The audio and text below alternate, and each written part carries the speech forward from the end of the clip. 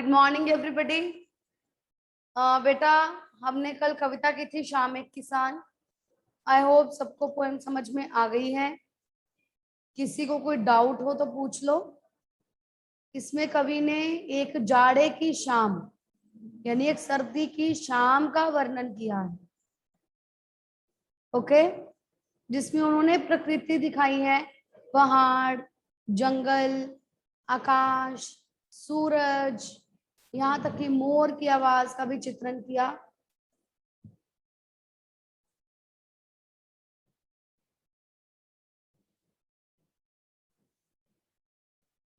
ठीक है, किसी को इसमें कोई प्रॉब्लम आई हो तो बेटा बता दो। नो, चलें आगे। टर्न ऑन योर वीडियोस, अपनी वीडियो ऑन कर लो बेटा।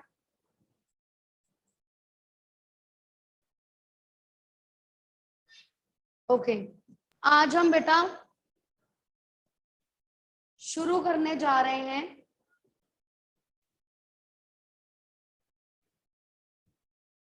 रहीम के दोहे।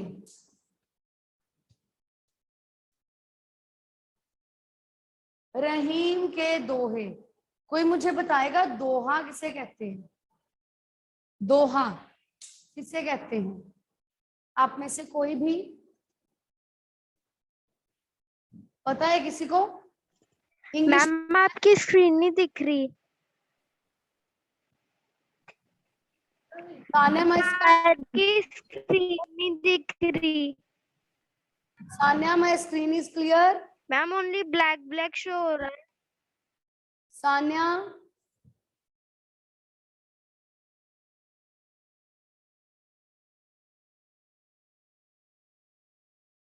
गुनीत,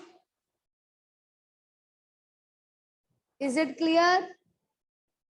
दृष्टि, मेरी स्क्रीन क्लियर है? मेरी आवाज भी क्लियर है? ओके, बेटा प्लीज अपना चेक कीजिए कनेक्शन, क्योंकि बाकी लोगों ने मुझे थंब शो कर दिया है। प्लीज अपना कनेक्शन चेक कीजिए एक बार। यस जलश्वीर। मैम शाम एक किसान की मैम क्वेश्चन आंसर्स नहीं करने? नहीं बेटा, उसका हम सिर्फ पद्यांश करेंगे, उसका पद्यांश किया है। ठीक है, okay. Drishti, you want to say something? हाँ जी दृष्टि। मैम दोहे मीन्स लाइंस जो कवि लिखते हैं। ओके, दोहे कवि लिखते हैं। और इंग्लिश में आपने सुना है कपलेट्स? कप प्लेट नहीं, कपलेट्स नहीं। ओके, दोहे होते हैं बेटा दो पंक्तियों का एक दोहा। जैसे हम एक पूरी कविता पढ़ते हैं, 8-10 पंक्तियों की कविता, 15-20 पंक्तियों की कविता। ठीक है, जैसे पिछली बार आपने राम वन गमन पढ़ा था, याद है? 6th क्लास में पढ़ा था राम वन गमन, है ना? वो पूरा एक पद था।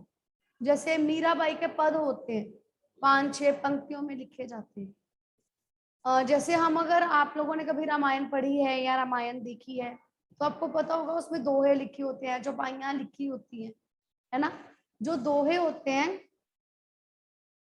2 लाइंस में कवि ने पूरी बात कही होती है, 2 पंक्तियों में। इनमें उदाहरण भी दिया होता है। कहते हैं गागर में सागर भरना। पता है इसका मतलब क्या होता है? गागर में सागर भरना। गागर का मतलब होता है घड़ा, सागर मतलब समुद्र। गागर में सागर, घड़े में समुद्र भर देना, थोड़ी सी बात में बहुत कुछ कह देना। जैसे रहीम जी हैं, कबीर जी हैं, इन्होंने दोहे लिखे हैं और ये 2-2 पंक्तियों के दोहे होते हैं, जिसमें ये हमें नैतिक मूल्य सिखाते हैं। नैतिक मूल्य का मतलब होता है मॉरल वैल्यूज। इनसे हमें मॉरल वैल्यूज सीखने को मिलती हैं। मॉरल वैल्यू कैसे? ये हमें एग्जाम्पल्स के थ्रू, उदाहरण के द्वारा बताते हैं कि हमें जीवन कैसे जीना चाहिए, हमें क्या करना चाहिए, हमें क्या नहीं करना चाहिए। ठीक है, मॉरल वैल्यूज इसमें सिखाई होती हैं। उन्होंने अपनी जिंदगी में जो बातें सीखी होती हैं, जो एक्सपीरियंस किया होता है, उन्हें दोहों में लिखा। ठीक है, हम आज रहीम जी के दोहे पढ़ने जा रहे हैं। इनका पूरा नाम पता है? अब्दुर रहीम खान खाना। रहीम जी का पूरा नाम था अब्दुर रहीम खान खाना। अकबर के दरबार में थे, यहाँ नहीं लिखा, बुक में नहीं लिखा हुआ, वैसे बता रही हूँ। इनका पूरा नाम था अब्दुर रहीम खान खाना। आपको पता है अकबर के दरबार में 9 रत्न थे?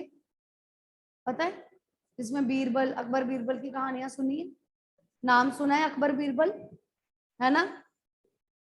आई थिंक 5th क्लास में भी पढ़ा था, बीरबल का पाठ पढ़ा था 5th क्लास में, है ना?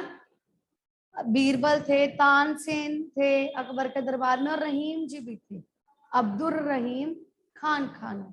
इन्होंने बहुत अच्छे अच्छे दोहे लिखे हैं। इनके दोहों से हमें शिक्षा मिलती है, सीख मिलती है कि क्या करना चाहिए, कैसे जीवन जीना चाहिए, क्या नहीं करना चाहिए। ओके, दोहों को पढ़ते हैं। एक एक दोहा पढ़ूंगी, उसका एक एक शब्द का अर्थ भी बताऊंगी। आप लोगों ने अपने पास पेंसिल रखनी है, कॉपी रखनी है, और वर्ड मीनिंग्स नोट करते जाना है। ओके, ठीक है, I am going to start.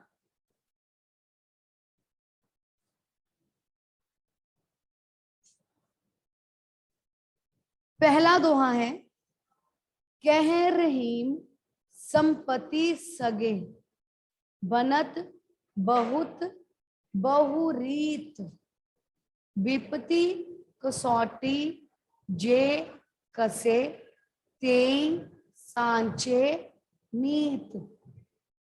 कह रहीम संपत्ति सगे, बनत बहुत बहुरीत, विपत्ति कसौटी जे कसे, तेई सांचे नीत। एक एक शब्द का अर्थ बता रही हूँ, ध्यान से नोट करते जाइए, पेंसिल निकालिए, क्योंकि आप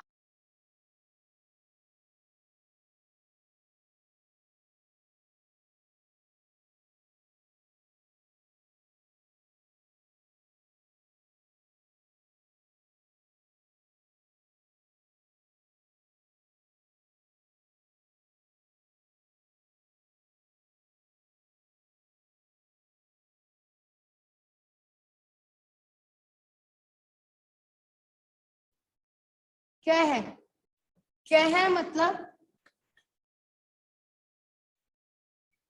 कहते हैं,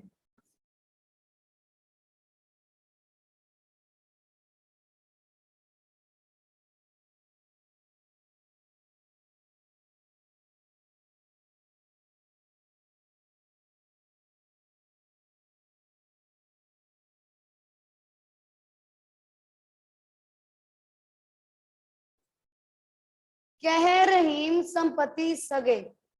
कह मतलब कहते हैं, रहीम मतलब रहीम जी, रहीम जी कहते हैं संपत्ति, संपत्ति मतलब धन दौलत, संपत्ति जिसको हम कहते हैं, रुपए पैसे, धन दौलत। कह रहीम संपत्ति सगे, सगे मतलब मित्र, रिश्तेदार, कोई भी।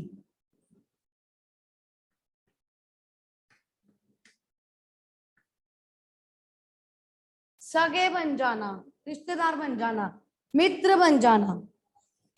कह रहीम संपत्ति सगे, बनत, बनत मतलब बनते हैं, बनत बनते हैं, बहुत, बहुत मतलब बहुत सारे,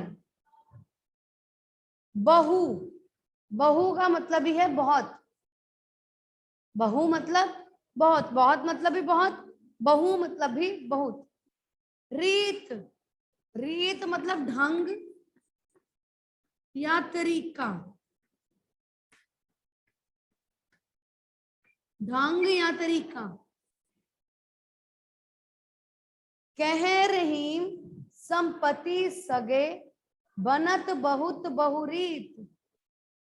इसमें रहीम जी कहते हैं संपत्ति सगे, जब किसी व्यक्ति के पास धन दौलत होती है। कह रहीम संपत्ति, रहीम जी कहते हैं जब किसी व्यक्ति के पास धन दौलत होती है। सगे बनत बहुत बहुरीत, बहुत मतलब बहुत सारे लोग, बहुत का मतलब है बहुत सारे लोग। सगे मित्र या रिश्तेदार बन जाते हैं। बहुरीत, बहु मतलब बहुत सारे, रीत मतलब ढंग, कई तरीकों से कई ढंगों से लोग आपके और खींचे चले आते हैं। जब किसी व्यक्ति के पास धन दौलत होती है, पैसे होते हैं, तो बहुत सारे लोग कई तरीकों से उसका मित्र या उसके रिश्तेदार बन जाते हैं। ठीक है। विपत्ति कसौटी जे कसे, विपत्ति मतलब मुसीबत, विपत्ति मुसीबत, विपत्ति कसौटी जे कसे, कसौटी विपत्ति कसौटी, विपत्ति के समय, मुसीबत के समय, मुसीबत, विपत्ति कसौटी मुसीबत के समय। जे कसौटी जे कसे, जे कसे जो काम आता है, मुसीबत के समय जो काम आता है। तेई सांचे मीत, तेई, तेई मतलब वही, सांचे, सांचे सच्चे, सच्चे, मीत मित्र, मित्र।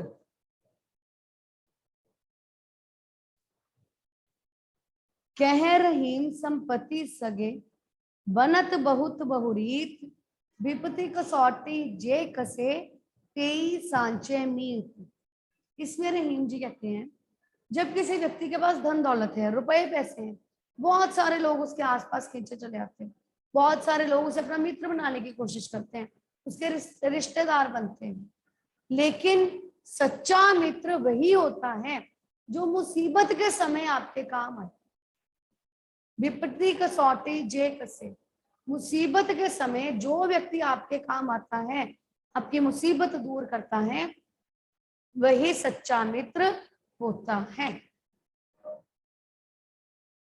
इतना समझ में आया बेटा? इसमें रहीम जी ने सच्चे मित्र की पहचान बताई है। नोट करते रहते हैं ये बातें बेटा, जो मैं बताती हूँ ना वो नोट किया करो। इसमें रहीम जी ने सच्चे मित्र की पहचान बताई है कि सच्चा मित्र वही होता है जो आपकी मुसीबत के समय आपके काम आता है। क्लियर? चलें आगे। आप लोगों को मैंने अलंकार करवाए थे, अनुप्रास अलंकार बताया था क्या होता है, रिमेम्बर? नो? ओके, एक बार अलंकार बताती हूँ क्योंकि इसमें मैंने बीच बीच में आप लोगों से अलंकार पूछने हैं। ठीक है। अलंकार जब हमने किया था तो मैंने बताया था पोएट्री में, कविता में अलंकार होते हैं जब दो या दो से ज्यादा शब्द सेम लेटर से शुरू होते हैं। जैसे रघुपति राघव राजा राम,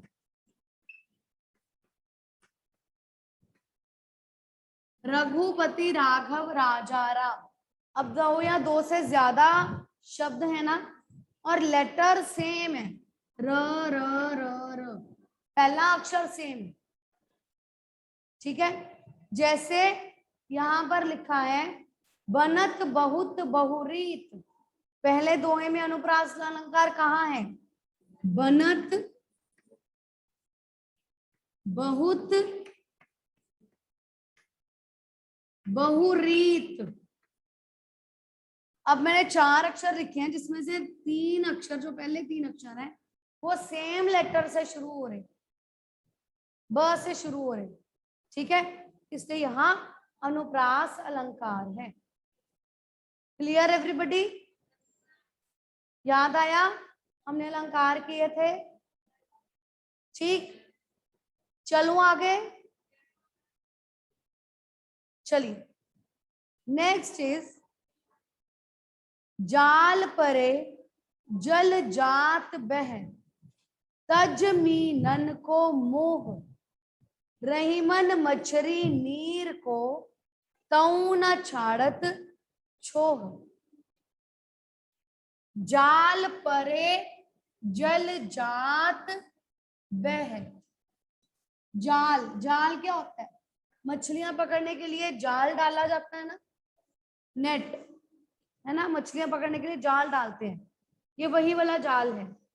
जाल परे, परे मतलब पड़ने पर या जब डाला जाता है। जाल परे जल जात बह, जल मतलब पानी, जल जात, जात मतलब जाता है, बही मतलब बह, बह जाता है। जाल परे जल जात बह, जब मछलियां पकड़ने पर, जाल, मछलियां पकड़ने के लिए जाल डाला जाता है तो जो पानी है वो बह जाता है। पानी जाल में आता है? नहीं आता, पानी बह जाता है ना, ठीक है। जाल में क्या रह जाता है? मछलियां, ठीक है। जाल को पानी में डालते हैं लेकिन पानी बह जाता है।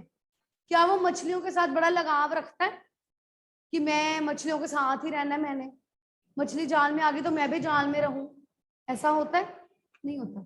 मछली को पानी से प्यार होता है, हाँ, जो मछली है वो पानी के बिना रह नहीं सकती, है ना। मछली जो है वो पानी से बाहर निकालते हैं तो मर जाती है। मछली जल की रानी है, जीवन उसका पानी है। पढ़ी है ना, आती है ना सबको ये पोएम, है ना, छोटे बच्चे यही पोएम सुनाते हैं। मछली जल की रानी है, जीवन उसका पानी है। जो मछली है वो पानी के बिना नहीं रह सकती, पानी उसकी जिंदगी है, उसका जीवन है। लेकिन जो पानी है वो मछली से इतना मोह नहीं करता है। जाल डालने पर पानी बह जाता है। तज मीनन को मोह, तज, तज मतलब छोड़कर, तजी छोड़कर, मीनन, मीनन मतलब मछलियों का,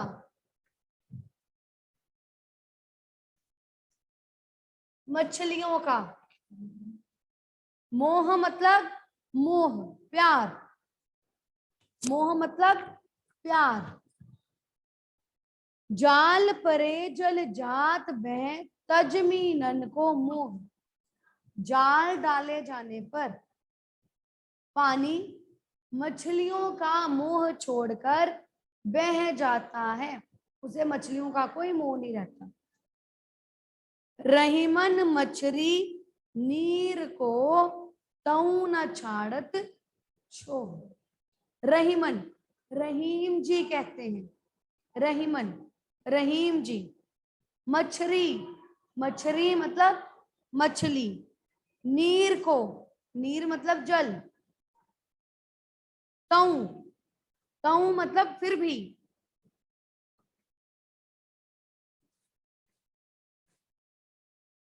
फिर भी। तऊ ना, नहीं, ना मतलब नहीं। छाड़त, छाड़त मतलब छोड़।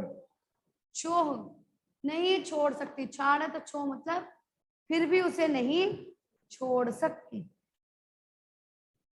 जो पानी होता है उसको मछलियों का कोई मोह नहीं है, वो बह जाता है, लेकिन जो मछलियां होती हैं वो उसके बिना जी नहीं सकती, वो फिर भी उसका मोह नहीं छोड़ती और मर जाती हैं। अब देखो रहीम जी ने इस दोहे में सिर्फ उदाहरण दे दी, सिर्फ उदाहरण दी है ना, इससे हमें नैतिक मूल्य क्या सीखने को मिलता है? बहुत बार दोहे ऐसे होते हैं जिसमें आपको सिर्फ उदाहरण दी है, आपको समझना है कि उसमें कवि क्या कहना चाहते हैं। कई बार हमें उदाहरण भी दी होती है और बात भी कही होती है। जैसे पहले वाले दोहे में था, उदाहरण दी हुई है कि जब आपके पास संपत्ति होती है तो बहुत सारे लोग आपके मित्र बन जाते हैं, लेकिन उसमें उन्होंने क्या कहा, सच्चा मित्र वही होता है जो मुसीबत के समय आपके काम आए। अब यहाँ पर सिर्फ उन्होंने उदाहरण दे दी, इसका मतलब क्या है? जाल पड़ जाने पर पानी मछलियों का मोह नहीं करता, आगे चला जाता है, अपने रास्ते चलता रहता है, लेकिन मछलियां उसका मुंह नहीं छोड़ती और मर जाती है। ठीक है, पानी किसको बोला है? जो बहुत ही बड़े संत लोग होते हैं, जिनको इस दुनिया से कोई लेना देना नहीं है, जिनको इस दुनियादारी का कोई मोह नहीं है। मछलियां कौन है? हम लोग मछलियां हैं। हम चाहते हैं ना, मुझे गाड़ी भी मिल जाए, मुझे घर भी मिल जाए, ये भी मिल जाए, वो भी मिल जाए। हम इन चीजों का मोह नहीं छोड़ते, नहीं छोड़ते ना। लेकिन जो संत लोग होते हैं, जो विद्वान होते हैं, उन्हें इन चीजों का कोई मोह नहीं होता। जाल में, जाल जो है, जाल मतलब मटेरियलिस्टिक चीजें, गाड़ी, बंगला, फोन, पैसे, रुपए। अगर संतों को ये चीजें मिलती हैं तो उन्हें इसका कोई मोह नहीं होता। मछलियों का उन्हें कोई मोह नहीं है, उन्हें वो इन चीजों का कोई मोह नहीं है, कुछ भी। वो आगे अपने रास्ते पर चलते ही रहते हैं, लेकिन हम इंसान हैं, हम उस जाल में फंस जाते हैं, हम उसको नहीं छोड़ सकते, हम भौतिक चीजों को नहीं छोड़ सकते, हम फिर भी उसमें फंसे रहते हैं, उन चीजों में। तो इसमें रहीम जी कहना चाहते हैं कि हमें सांसारिक वस्तुओं का मोह नहीं करना चाहिए, हमें सांसारिक वस्तुओं का मोह नहीं करना चाहिए।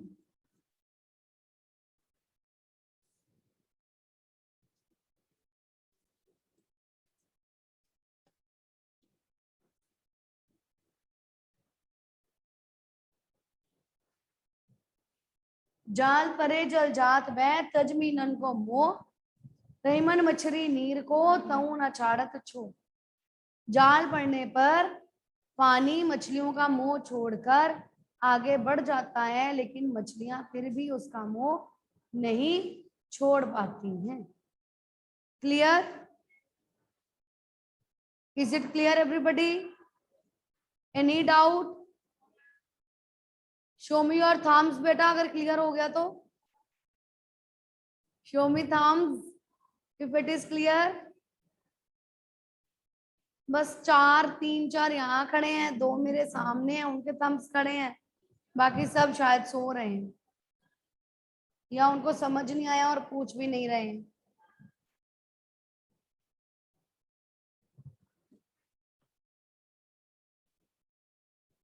चलो चले आगे। अब जो आगे वाला दोहा है उसमें रहीम जी ने हमें बहुत ही अच्छी सीख दी है, बहुत अच्छी सीख है। तरुवर फल नहीं खात है, सरवर पियत न पान, कह रहीम पर काज हित, संपत्ति संचही सुजान। तरुवर फल नहीं खात है। कभी पेड़ को देखा है? अपने फल खुद ही तोड़ तोड़ के खाई जा रहे हैं। कितने फल लगे होते हैं पेड़ पर, है ना। आम का वृक्ष है, अमरूद का वृक्ष है, उसको भूख लगी है, खुद ही फल तोड़ तोड़ के खाई जा रहा है। देखा है कभी? सरोवर को कभी देखा? अपना पानी खुद ही पीता जा रहा है। कौन यूज करता है उनको? हम। दूसरे लोग, ठीक है, अपने लिए नहीं है। पूरा समुद्र भरा पड़ा है, नदियां भरी पड़ी हैं पानी से, लेकिन वो खुद अपने लिए तो नहीं उसको यूज कर रहे ना, दूसरे लोगों के लिए है, ठीक है। पेड़ अपने फल खुद नहीं खाते हैं, वो भी दूसरों के लिए है। कहे रहीम पर काज हित दूसरों की भलाई के लिए, संपत्ति संच ही सुजान। जो सज्जन व्यक्ति होते हैं, अच्छे लोग होते हैं, वो अपने लिए नहीं बल्कि दूसरों की भलाई के लिए पैसे इकट्ठे करते हैं। जो लोग इतने लोगों की सहायता करते हैं, इतने बड़े बड़े जो आश्रम होते हैं या जो गरीब लोग होते हैं उनकी सहायता करते हैं, उनके लिए कभी लंगर लगा देते हैं या उनकी दवाइयां देकर उनको सहायता करते हैं, है ना। पैसे वो खुद कमाते हैं, अपने पर खर्च नहीं करते, दूसरों पर खर्च करते हैं। रहीम जी कहते हैं ऐसे ही लोग सज्जन लोग होते हैं, ठीक है। मीनिंग्स बता रही हूँ, कल बेटा इसको कंटिन्यू करेंगे, कल मीनिंग्स बताऊंगी इसके, ठीक है। आई मीन नेक्स्ट क्लास जब भी होगी, राइट। थैंक यू बेटा।